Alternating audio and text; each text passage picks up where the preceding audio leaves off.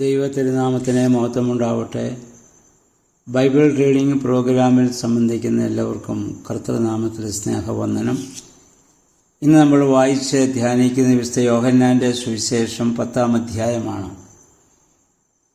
10-ാം അധ്യായത്തിൽ കർത്താവ് തന്നെക്കുറിച്ച് തന്നെ പറയുന്നത് ഞാൻ നല്ല ഇടയനാണെന്നാണ്.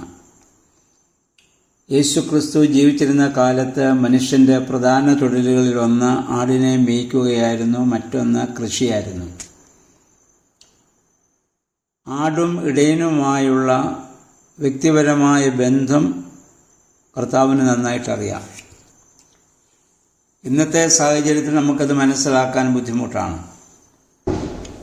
ഇടയൻ ആടുകളുടെ കൂടെ നടക്കുന്നു, ആടുകൾ കിടക്കുന്നിടത്ത് കിടക്കുന്നു, അവയ്ക്ക് വേണ്ടി അന്വേഷിക്കുന്നു, പച്ചയായ പുൽപ്പുറങ്ങളിലൊക്കെ എന്നെ കിടത്തുന്നു എന്നൊക്കെ പറഞ്ഞ് 23-ാം സങ്കീർത്തനത്തിൽ ദാവീദിന്റെ സങ്കീർത്തനം വായിക്കുമ്പോൾ തന്നെ നമുക്ക് മനസ്സിലാവും ആടും ഇടയനും തമ്മിലുള്ള വലിയ ബന്ധം.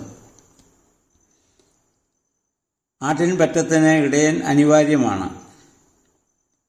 പുൽപ്പുറം തേടി ആടുകൾ അലഞ്ഞു തിരിയാതെ അവയെ നോക്കുക മാത്രമല്ല, ചെന്നായ്ക്കളിൽ നിന്നും കള്ളന്മാരിൽ നിന്നും അവരെ സംരക്ഷിക്കേണ്ട ചുമതലയും ഇടയനുണ്ട്. ഇടയൻ്റെ പ്രത്യേകത ഒന്ന് നിതാന്തമായ ജാഗ്രതയാണ്, 2 നിർഭയമായ ധീരതയാണ്. തൻ്റെ ജീവൻ നഷ്ടപ്പെട്ടാലും ആടിൻ്റെ ജീവനെ സംരക്ഷിക്കുവാൻ തക്കവണ്ണം അതിനെ രക്ഷപ്പെടുത്താനുള്ള ഒരു വലിയ മനസ്സ് ഇടയനുണ്ട്. 3 ആടുകളോടുള്ള വലിയ സ്നേഹം, അത് ക്ഷമയോടുകൂടിയുള്ള സ്നേഹമാണ്. ഈ 3 കാര്യങ്ങൾ ഒരു ഇടയന് വളരെ അനിവാര്യമായ ഘടകങ്ങളാണ്. ദൈവത്തെ ഇടയനായി ചിത്രീകരിച്ചുകൊണ്ടുള്ള പഴയ നിയമ ഭാഗങ്ങൾ പലതും നമുക്ക് കാണാൻ പറ്റും.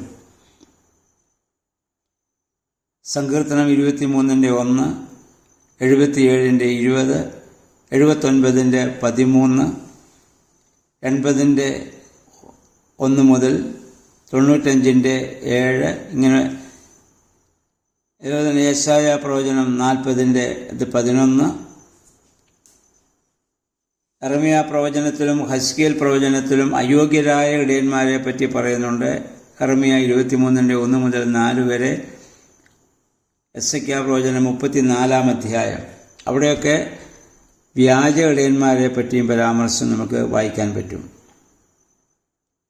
പുതിയ നിയമത്തിൽ യേശു തന്നെക്കുറിച്ച് പറയുന്നത് താൻ നല്ല ഇടയനാണെന്നാണ്. അപ്പോൾ അതുതന്നെയാണ് ഇന്ന് ക്രൈസ്തവ സഭയിലും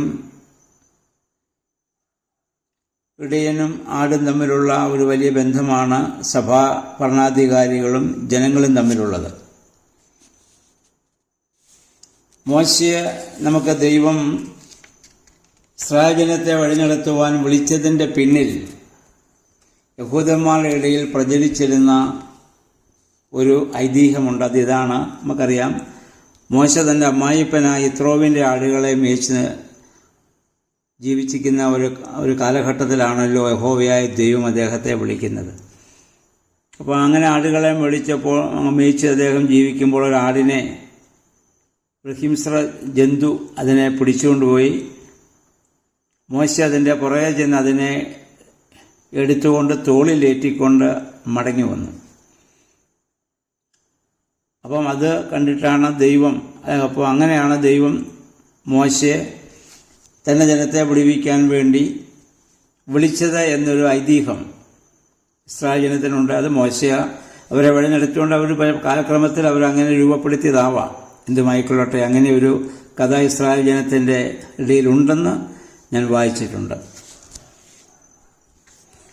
ഇടയൻ്റെ കയ്യിൽ ഭക്ഷണം സൂക്ഷിക്കുവാനൊരു സഞ്ചി ഉണ്ടാവും, ഒരു കവിണയുണ്ടാവും, ഒരു ചെറിയ വടിയും ഒരു വലിയ വടിയും ഉണ്ടാകും. ചെറിയ വടി ആടിനെ തെളിക്കാനാണ്, അതിനെ ശിക്ഷിക്കാനാണ് അത് ഓടിപ്പോകുമ്പോൾ. വലിയ വടി അതിന് കോലെന്നാണ് പറയുക.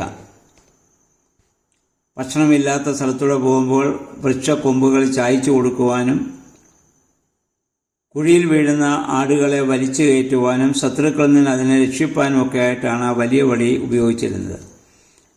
അതുകൊണ്ടാണ് 23-ാം സങ്കീർത്തനത്തിൽ ദാവീദ് പറഞ്ഞത്, നിന്റെ വടിയും കോലും എന്നെ ആശ്വസിപ്പിക്കും. രണ്ടും ആടിന് ആശ്വാസം നൽകുന്ന രണ്ട് ഘടകങ്ങളാണ്. നമ്മുടെയൊക്കെ പ്രാർത്ഥനയുടെ ഉള്ളടക്കം വടി വേണ്ടായേ കോല് മതി എന്നുള്ളതാണ് പലപ്പോഴും. എന്ന് പറഞ്ഞാൽ ഞങ്ങളെ ആശ്വസിപ്പിക്കുന്നതും ഞാൻ കുഴിയിൽ പോകുമ്പോൾ വലിച്ചു കയറ്റുന്നതും ശത്രുവിൽ നിന്ന് സംരക്ഷിക്കുന്നതുമായ കോല് മതി, വടി അടിക്കാനുള്ളതാണല്ലോ. അത് നമ്മളാരും ആഗ്രഹിക്കുന്നില്ല. പക്ഷേ അങ്ങനെ ഒരു ഇടയനെ നമുക്ക് കാണാൻ പറ്റില്ല. ഇവിടെ ആടുകളെ പേര് ചൊല്ലി ഇടയൻ വിളിക്കും. ഓരോ ആടിൻ്റെ ബലഹീനതകളും ഓരോ ആടിൻ്റെ ശ്രേഷ്ഠതയും ഇടയന് വ്യക്തമായിട്ടറിയാം. ഇടയൻ്റെ ശബ്ദം ആടുകൾ വ്യക്തമായിട്ട് തിരിച്ചറിയുകയും ചെയ്യും. ഇടയൻ മുൻപേ നടക്കും, ആടുകൾ അതിൻ്റെ പിന്നാലെ ഇടയനെ ഇങ്ങനെ അനുഗമിച്ചു പോകും. അപ്പോൾ ആ ഒരു പശ്ചാത്തലത്തിലാണ് യേശുക്രിസ്തുവും വിശ്വാസികളുമായുള്ള ബന്ധത്തെ, ദൈവവും വിശ്വാസിയുമായുള്ള ബന്ധത്തെ യേശു തമ്പുരാൻ ഇവിടെ ഉദാഹരണമായിട്ട് പറയുന്നത്. രണ്ടാമത് കർത്താവോട് പറയുന്നു, ഞാൻ വാതിലാണ്.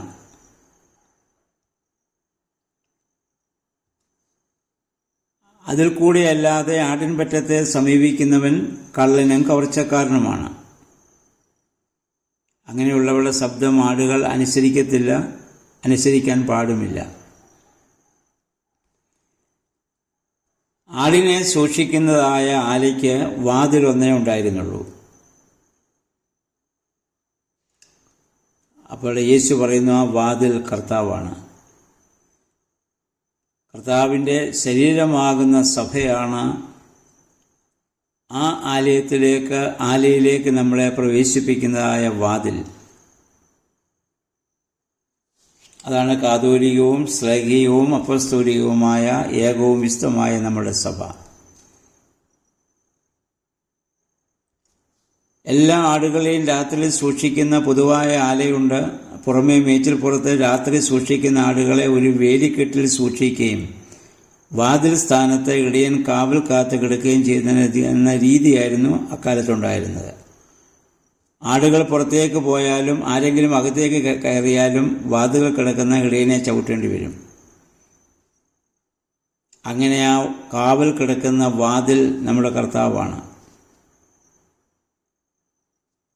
ഈ സത്യം ഗ്രഹിച്ചവനായ പൗലോസ് ശ്ലീഹ എഫേസ്യർ 2:18 പറഞ്ഞു, അവനിൽ കൂടിയാണ് നമുക്ക് പിതാവിങ്കിലേക്കുള്ള പ്രവേശനം. എബ്രായർ 10:20 പറയുന്നു, പുതിയതും ജീവനുള്ളതുമായ വഴി എന്ന് പൗലോസ് ശ്ലീഹ പറയുന്നു. എന്നിൽ കൂടെ അല്ലാതെ പിതാവിൻ്റെ സന്നിധിയിൽ ആർക്കും പോകാൻ സാധ്യമല്ല. 8-ാം വാക്യത്തിൽ ഇതിനു മുമ്പ് വന്നവരൊക്കെ കള്ളന്മാരും കവർച്ചക്കാരുമായിരുന്നു യേശു പറയുന്നത്. ഇതിനു മുൻപ് വന്ന പ്രവാചകന്മാരെയോ അല്ലെങ്കിൽ ജനത്തെ നയിച്ചവരെ ഉദ്ദേശിച്ചല്ല. എന്നാൽ രാഷ്ട്രീയ ലാക്കോടുകൂടി ജനത്തെ കൊള്ളയടിച്ചിരുന്ന ചില നേതാക്കന്മാർ അതിനു മുൻപ് യേശുവിന് മുൻപ് ഇസ്രായേൽ ജനത്തിൽ വന്നിട്ടുണ്ട്. അവരെക്കുറിച്ചാണ് കർത്താവ് പറയുന്നത്, അവർ കള്ളന്മാരും കവർച്ചക്കാരും ഒക്കെ ആയിരുന്നുവെന്ന്. 10-ാം വാക്യത്തിൽ നമ്മൾ വായിക്കുന്നത്, അവർക്ക് ജീവനുണ്ടാകുവാനും സമൃദ്ധിയായ ജീവനുണ്ടാകാനും മാത്രമാണ് ഞാൻ വന്നിരുന്നത്. ജീവനും സമൃദ്ധിയായ ജീവനും വ്യത്യസ്തമാണ്. സമൃദ്ധിയായ ജീവൻ എഴുന്നേറ്റ് പ്രവർത്തിക്കാനുള്ളതാണ്. ഇപ്പോൾ രോഗക്കിടക്കയിൽ എഴുന്നേൽക്കാൻ മേലാത്ത ഒരാൾക്ക് ജീവനുണ്ട്, പക്ഷേ സമൃദ്ധിയായ ജീവനില്ല. സമൃദ്ധിയായ ജീവനുള്ളവരാണ് എഴുന്നേറ്റ് നടക്കുകയും അവരെ പരിചരിക്കുകയും ശുശ്രൂഷിക്കുകയും ചെയ്യുന്നത്. മറ്റൊരു കിടക്കയിലാണ്, പക്ഷെ അവർക്ക് ജീവനുണ്ട്.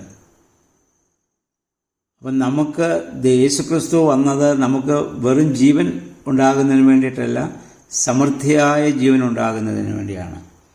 സമൃദ്ധിയായ ജീവൻ ഉണ്ടാകുന്നത് ക്രിസ്തുവാകുന്ന ഇടയനെ നമ്മൾ ഇടയനായി അംഗീകരിച്ച് അവൻ്റെ കൂടെ നടക്കുമ്പോഴാണ് നമുക്ക് സമൃദ്ധിയായ ജീവൻ ഉണ്ടാകുന്നത്. ആ ഇടയൻ്റെ വാക്ക് നമ്മൾ കേൾക്കുമ്പോഴാണ്. ശബ്ദം, ആ ഇടയൻ്റെ ശബ്ദമാണ് നമ്മൾ വായിക്കുന്ന തിരുവചനം. അത് വായിക്കുമ്പോൾ നമുക്ക് സമൃദ്ധിയായ ജീവനാണ് ഉണ്ടാകുന്നത്.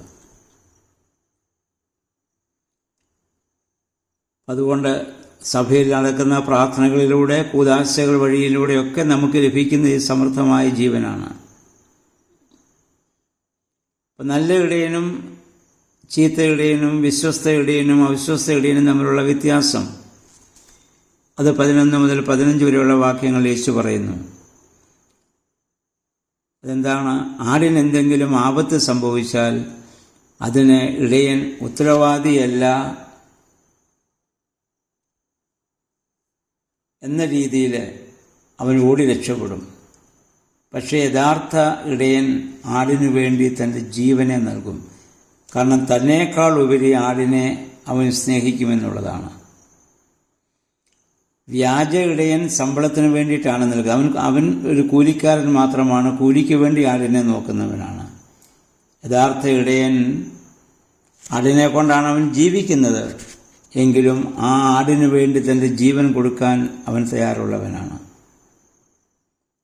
അക്കാലത്തെ ആടുകളുടെ ഉപദ്രവജീവി എന്ന് പറഞ്ഞ ചെന്നായ്ക്കളാണ്.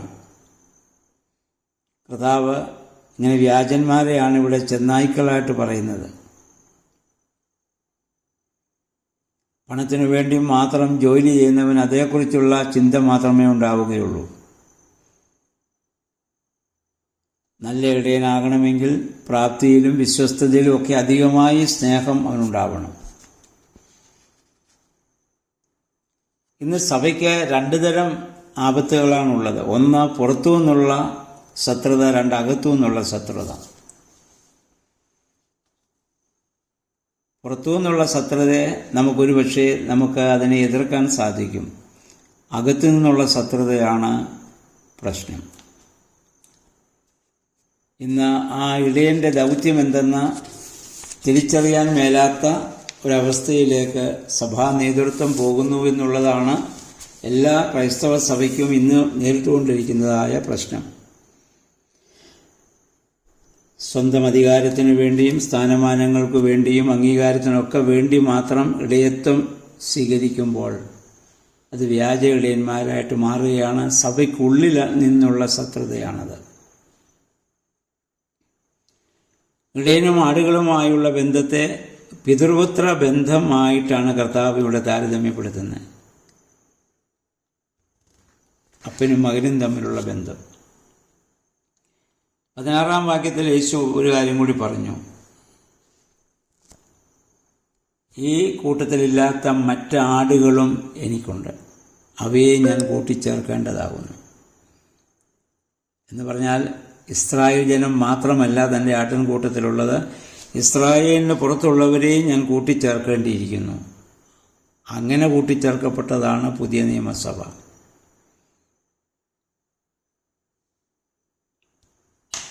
നമുക്കറിയാം, കർത്താവ് ശുശ്രൂഷ നാളുകളിൽ സ്ത്രീകന്മാരെ അയച്ചപ്പോൾ പറഞ്ഞത് സമരിയരുടെ പ്രദേശത്ത് പ്രവേശിക്കരുത്, ജാതികളുടെ ഇടയിൽ പോകരുതെന്നൊക്കെ പറഞ്ഞു. കനാൻകാരി സ്ത്രീയോട് പറഞ്ഞു കുട്ടികളുടെ അപ്പം എടുത്ത് നായ്ക്കൾക്ക് കൊടുക്കാറില്ലെന്നും പറഞ്ഞു. പക്ഷെ അതേ കർത്താവ് സമറിയയിൽ പോയിട്ട് പഠിപ്പിച്ചു. കർത്താവ് ഇവിടെ പറയുന്നതിൻ്റെ കാരണം അബ്രാഹാമിൽ നിന്നുള്ള വംശാവലി കൊണ്ട് മാത്രം ആർക്കും സ്വർഗത്തിൽ പോകാനാവില്ല. അതുകൊണ്ട് സകല ജാതികളെയും തന്നിലേക്ക് കൂട്ടിച്ചേർക്കണമെന്നുള്ള വലിയ ദൂതാണ് കർത്താവ് നൽകുന്നത്. അതുകൊണ്ടാണ് മത്തായി 10:8 മുതൽ 11 വരെ, ലൂക്കോസ് 13:29 നമ്മൾ വായിക്കുന്നത്, അവൻ ആളുകളെ കൂട്ടിച്ചേർക്കും കിഴക്ക് നിന്നും പടിഞ്ഞാറ് നിന്നും തെക്ക് നിന്നും വടക്ക് നിന്നും നാനാദേശത്തു നിന്നും എന്ന് പറഞ്ഞാൽ എല്ലാ ജാതികളെയും കർത്താവ് ദൈവസന്നിധിയിൽ ജാതി വ്യത്യാസമൊന്നും തന്നെയില്ല. ദൈവം എല്ലാവരെയും സ്നേഹിക്കുന്നു. പഴയ നിയമത്തിലെ യഹൂദന്മാരെ ദൈവത്തിൻ്റെ സ്വന്തം ജനമായി കണ്ടത് അവരെ മാത്രമാണ്, അബ്രാഹാമിൻ്റെ മക്കളെ മാത്രം. യേശു അതിനെ ഇവിടെ ഖണ്ഡിക്കുകയാണ്. അപ്പം വിജാതികളെക്കുറിച്ചുള്ള കർത്താവിൻ്റെ ആ വലിയ ചിന്ത നമുക്കിവിടെ കാണാം. അവരെയും ഞാൻ കൊണ്ടുവരേണ്ടതാകുന്നു എന്നാണ് കർത്താവ് പറയുന്നത്. എന്നിട്ട് പറഞ്ഞു, അവർ എൻ്റെ ശബ്ദം കേൾക്കും, ഒരാട്ടിൻകൂട്ടവും ഒരു ഇടയനും. അതായത് യഹൂദരും ജാതികളും ഒന്നിച്ചു ചേർന്നുള്ള ക്രൈസ്തവ സഭയെ താൻ അതിൻ്റെ ഇടയനാണ്, ഞാൻ എൻ്റെ ജീവനെ ആ സഭയ്ക്ക് വേണ്ടി നൽകും. ഞാൻ ഇല്ലാതെയാവുകയല്ല, എനിക്ക് വീണ്ടും ജീവൻ ഇത് ലഭിക്കും, ഞാൻ ഉയർത്തെഴുന്നേൽക്കും. പക്ഷേ അതിനെ രക്ഷിക്കാൻ വേണ്ടി, ചേർക്കാൻ വേണ്ടി ഞാൻ എൻ്റെ ജീവനെ കളയുമെന്നാണ് കർത്താവ് ഇവിടെ പറയുന്നത്. അപ്പോൾ യേശുവിനെ ഒരു നല്ല ഇടയനായി കണ്ട് അതനുസരിച്ച് നമ്മെ തന്നെ പൂർണ്ണമായി സമർപ്പിക്കുവാൻ നമുക്കിടയായിട്ട് തീരണം. 22 മുതലുള്ള വാക്യങ്ങളിൽ നമ്മൾ വായിക്കുന്നത് ജെറുസലേമിൽ പ്രതിഷ്ഠയുടെ ഒരു തിരുനാൾ, കൂടാര പെരുന്നാളാണെന്ന് ആണ് ചരിത്രകാരന്മാർ രേഖപ്പെടുത്തിയിരിക്കുന്നത്. യഹൂദന്മാർ അവന് ചുറ്റും കൂടിയിട്ട് അവനോട് ചോദിച്ചു, നീ ഞങ്ങളെ എത്ര നാളെയാണ് ഇങ്ങനെ സംശയത്തിൽ നീ ഇങ്ങനെ ഞങ്ങളെ നിർത്തുക? നീ ക്രിസ്തുവാണെങ്കിൽ വ്യക്തമായി ഞങ്ങളോട് പറയണം. യേശു പറഞ്ഞു, ഞാൻ നിങ്ങളോട് പറഞ്ഞു, എന്നിട്ടും നിങ്ങൾ വിശ്വസിക്കുന്നില്ല. കാരണം നിങ്ങൾ എന്തുകൊണ്ട് എന്നെ വിശ്വസിക്കാത്ത? നിങ്ങൾ എൻ്റെ ആടുകളിൽ പെടുന്നവരല്ല. എൻ്റെ ആടുകൾ എൻ്റെ ശബ്ദം കേൾക്കുന്നു, എനിക്ക് അവയെ അറിയാം, അവയ്ക്ക് എന്നെ അറിയാം. അവ എന്നെ അനുഗമിക്കുന്നു, ഞാൻ അവയ്ക്ക് നിത്യജീവൻ നൽകുന്നു, അവ ഒരിക്കലും നശിച്ചു പോകുകയില്ല. അതെനിക്ക് നൽകിയത് പിതാവാണ്. പിതാവിൻ്റെ കയ്യിൽ നിന്ന് അതിനെ പിടിച്ചെടുക്കാൻ മറ്റൊരു ശക്തിക്കും സാധ്യമല്ല. അപ്പം താനും പിതാവുമായുള്ള ബന്ധം, താനും വിശ്വാസികളും തമ്മിലുള്ള ബന്ധം ഒക്കെ യേശു ഇവിടെ വ്യക്തമായി ഇവിടെ പറയുന്നുണ്ട്. അപ്പോൾ യഹൂദന്മാർ ദേഷ്യം വന്നിട്ട് അവനെ എറിയാൻ വീണ്ടും അവരവിടെ കല്ലെടുക്കുന്നുണ്ട്. യേശു ചോദിക്കുന്നുണ്ട്, നിങ്ങൾ എന്തിനാ എന്നെ കല്ലെറിയുന്നത്? പിതാവിൽ നിന്നുള്ള അനേകം നല്ല പ്രവൃത്തികളെ ഞാൻ ചെയ്തതുകൊണ്ടാണോ നിങ്ങൾ എന്നെ കല്ലെറിയുന്നത്? യഹൂദ പറഞ്ഞു, അല്ല, നിന്റെ ദൈവദൂഷണം മുഖാന്തരമാണ്. ഞാനും പിതാവും ഒന്നാണെന്ന് നീ പറഞ്ഞല്ലോ. 30-ാം വാക്യത്തിൽ പറഞ്ഞു, ഞാനും പിതാവും ഒന്നാണെന്ന്. അതിനാണ് അവർ അവനെ എറിയാൻ വേണ്ടി കല്ലെടുത്തത്. അപ്പോൾ ഇവിടെ അവർക്കൊരിക്കലും യേശുവിനെ അങ്ങോട്ട് ഉൾക്കൊള്ളാനായിട്ട് സാധിക്കുന്നില്ല. യേശു പറയുന്നതിനെ അതേ രീതിയിൽ അവർക്ക് കാണാനും സാധിക്കുന്നില്ല.